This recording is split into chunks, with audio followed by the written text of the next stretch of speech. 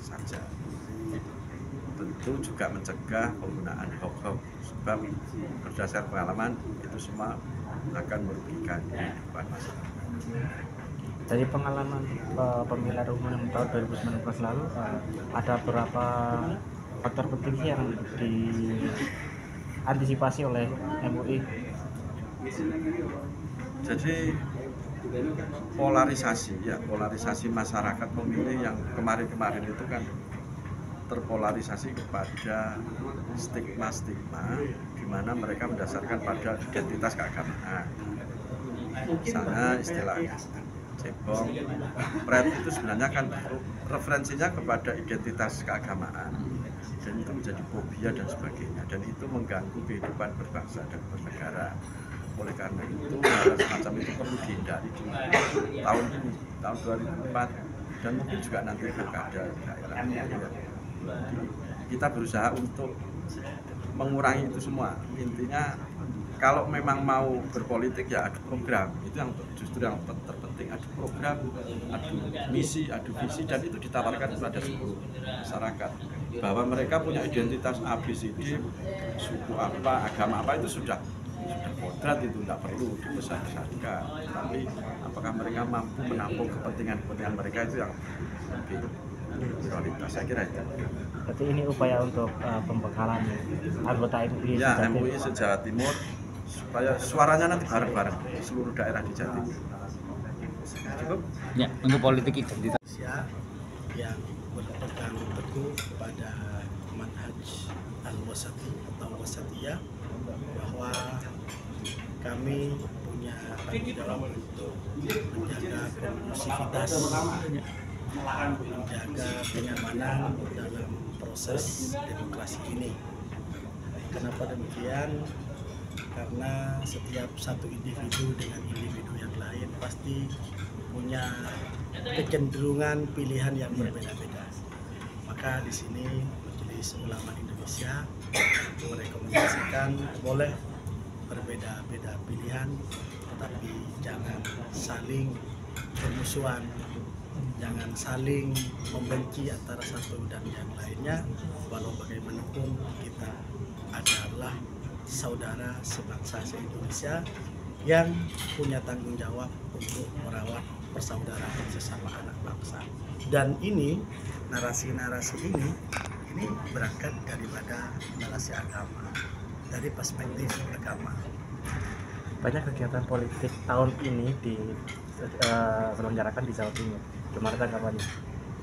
Ya, saya kira itu sah-sah saja ya. Sah-sah saja, silakan fastabiqul khairat, berlomba-lomba untuk melakukan kebaikan satu dengan yang lain, silahkan. Tetapi kami mengajak kepada umat, kepada warga Jawa Timur, ayo kita jangan sampai beda politik lalu kemudian ukhuwah kita tercerai-berai.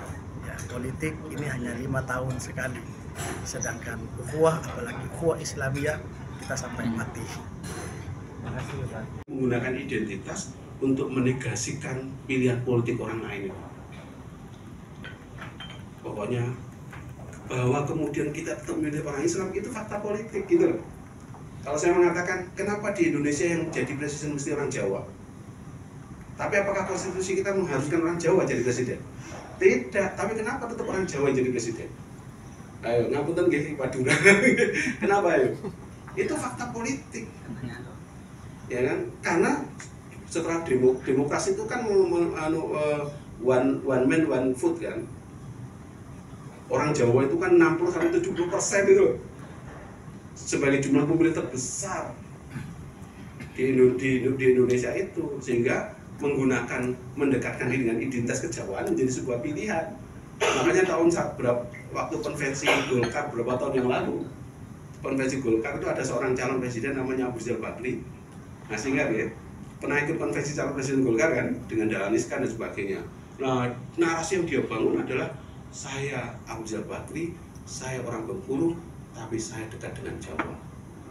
Karena istri saya Jawa, saya mendirikan yayasan-yayasan yang selalu berkaitan dengan melestarikan budaya-budaya Jawa.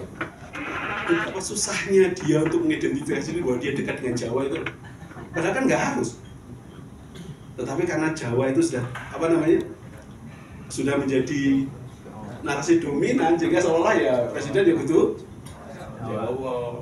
Fakta kita kan selalu itu ya, dari presiden pertama sampai kita itu kan semuanya Jawa, kecuali Habibie itu kan kasuistik. Gara-gara yang Soeharto turun kan, lengser kemudian Habibie naik. Nah, itu fakta politik. Fakta politik kan kemudian menjadi narasi. Oh, pokoknya presiden kita harus Jawa, harus Islam dan sebagainya. Secara konstitusi itu nggak boleh. Tapi sebagai sebuah fakta politik nggak apa-apa. Bahwa dalam kenyataannya yang jadi presiden mesti wong Islam, mesti wong Jawa, itu fakta politik gitu. Ya kan? Bahwa suatu nah, tetapi kan yang politik identitas itu jadi menguat sekali di 2000. Nanti akan saya tunjukkan contohnya. Nah, dampak lebih lanjut dari situasi itu adalah situasi kebangsaan kita berada pada titik krusial yang memperlemah politik kebangsaan. Orientasi kita pada politik kebangsaan, tapi lebih menguat pada politik kekuasaan. Pada politik itu menguat sekali. Kenapa itu menguat? Mungkin ini gejala-gejala politik identitas menguat gara-gara menguatnya Amerika Serikat yang Donald Trump jadi presiden itu. Donald Trump jadi presiden itu kan memunculkan sebuah popularisme politik itu. Kan membangun semangat We Are American itu. Dengan menerapkan politik yang sangat rasis, kita harus kembalikan lagi identitas sebagai bangsa Amerika, ya kan? Yang menolak berbagai macam ras dan sebagainya. Dan Donald Trump menjadi sebuah keniscayaan. Itu aneh itu. Bagaimana mungkin Amerika Serikat yang demokrasinya lebih dewasa dari kita tiba-tiba bisa memunculkan presiden namanya Donald Trump itu. Itu anomali politik yang luar. Semua teori politik akhirnya luluh lantak gara-gara Donald Trump itu. Mungkin juga sekarang semua teori politik harus dievaluasi ulang gara-gara politik saat ini loh. Biasanya mengatakan orang fisik harusnya bubar ini. Dan semua teori politik sekarang tidak bisa dipakai untuk membaca konstelasi politik saat ini loh. Sehingga politik buyar gitu. Hampir semua teori gagal total memahami kok tiba-tiba Anies karo Muhaimin, kok tiba-tiba Prabowo karo Gibran, Ganjar karo Mahfud. Wah, itu kan semua teori politik buyar gitu. Yang dulu mati-matian musuh-musuhan, membuat narasi-narasi yang saling mendeskripsikan satu sama lain, tiba-tiba sekarang gandengan. Itulah politik itu loh. Ya kan?